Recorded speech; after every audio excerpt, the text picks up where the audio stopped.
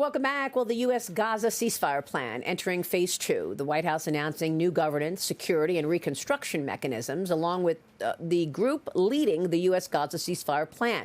That includes 2 of President Trump's closest confidants, a former British prime minister, an American general, and other senior Middle Eastern officials. President Trump inviting a slew of world leaders to join the Board of Peace for Gaza. Fox can confirm that the president wants that board signing ceremony to happen Thursday here in Davos. Meanwhile, President Trump says it's time for new leadership in Iran, following the regime's deadly crackdown on protesters in Tehran. The president weighing military options as Iranian officials reveal upwards of 5,000 verified deaths in the protests. Saudi Arabia, Oman, and Qatar all lobbying the Trump administration not to strike Iran. But there are reports of up to 20,000 people dead as the regime cracks down on dissent. Joining me now is the Minister of Tourism for the Kingdom of Saudi Arabia, His Excellency Ahmed Al-Khateeb. Your Excellency, great to see you. Thank you so much for being here. Thank you. And I know Saudi Arabia has a big contingency here in Davos. You said 8 ministers are here. Yep. And I want to get your take first before we go into tourism and prosperity that you're seeing. And I know that you've worked hard on this tourism move for Saudi Arabia. What is your reaction to what has taken place in Iran? Tourism is one of 2030 vision main pillars, because Saudi Arabia has used to focus on energy, oil, and other sources. And with Vision 2030, we introduced new sectors aiming to diversify our economy and make it more resilient. And Saudi Arabia is located in the Middle East, where Iran is not too far, but however, we are seeing a growth in people visiting Saudi Arabia for different purposes, whether for religious purpose or for business or for sport or leisure, and the numbers confirmed. In 2025, we received more than 30 million people from outside to Saudi Arabia. From outside, including Iran?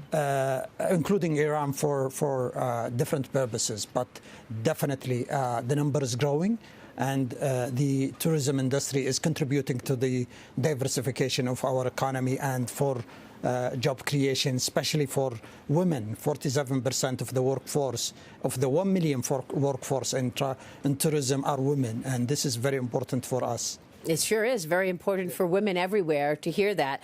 And I recognize that you have to be very careful and guarded on what you may say about Iran, because it's not your role. You're dealing with tourism. But is there any reaction to all of the dissent that we saw on the streets of Iran, that they want an end to the brutal regime of Khomeini? Actually, our Minister of Foreign Affairs is here, and I can refer this question to him. However, Saudi Arabia, have been very clear about its position, and we've been very transparent about Saudi Arabia regional position, and the relationship with the United States have been always a very strategic, long-term, important to both countries.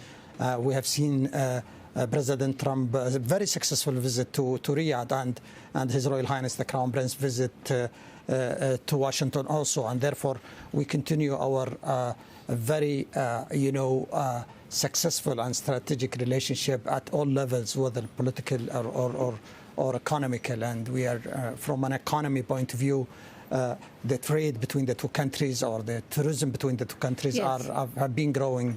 Well, I mean, I think you make a really good point. Do you think that the President Trump's trip to the Middle East and the very, very special time and reception that he received from His Royal Highness and your colleagues helped him in terms of support for other regions around Iran? Do you think that helped President Trump in terms of his tough stance against Khomeini? I think Saudi Arabia have been, an ally to the U.S. and with the President Trump, we're seeing strong ties and relationship between the two countries. And the U.S. administration and President Trump believe in what Saudi Arabia is taking in order to, create peace in the Middle East. And you have seen what Saudi Arabia is doing for example, in Syria. And the Middle East prosperity, because for me as a person in charge of one of the economical sector, stability and peace are fundamental to drive economies. Very important, of course. Okay, let me zero in on tourism. What is driving this increase in tourism? And are you telling us that you're expected to see the third highest growth rate among G20 countries, according to the IMF, 4.5% this year in terms of growth? Is tourism part of that? And what is the catalyst for this tourism spike that you're referring to? It's exploring and unlocking the tremendous values that the country has, and one of them is the tourism sector. We have a big country. It's the biggest economy in the Middle East. It's one of the G20 economies. We've been very successful in creating other sectors. For example, the financial sector, petrochemical sector, oil and gas sector. And now with Vision 2030, we are unlocking the value of softer sector, let's say tourism, sport, entertainment, and the growth we have been experiencing under the leadership of His Royal Highness the Crown Prince is exceptional and unprecedented. And therefore, Saudi Arabia, with its vast nature and amazing hospitality, we're seeing people are interested more and more in coming and enjoying their holidays and vacations, or coming to Saudi Arabia for business in many destinations. In the south, we have the Green Mountains, where people can enjoy the beautiful summer.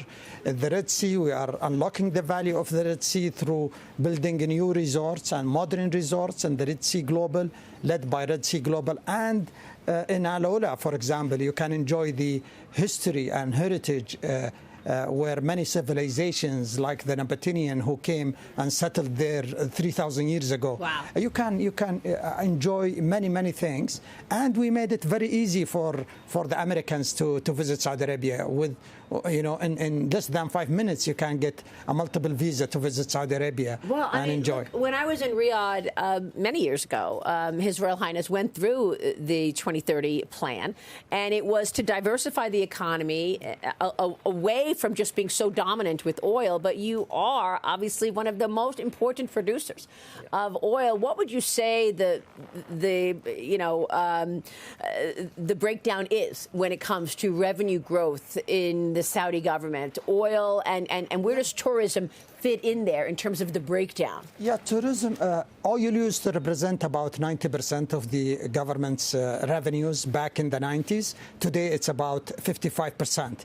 The non-oil source of income have increased dramatically since we launched Vision 2030 back in 10 years ago, just 10 years ago. Tourism, when we launched the National Tourism Strategy back in 2019, tourism used to represent about 3% of the GDP or our economy. Today, it represents 5%. Our aim is to grow to 8 to 10% by 2030. The introduction of new sectors in Saudi Arabia will make the economy more resilient and more sustainable, and will introduce new jobs. For example, in tourism, we added 250,000 jobs in the last 10 years in the sector.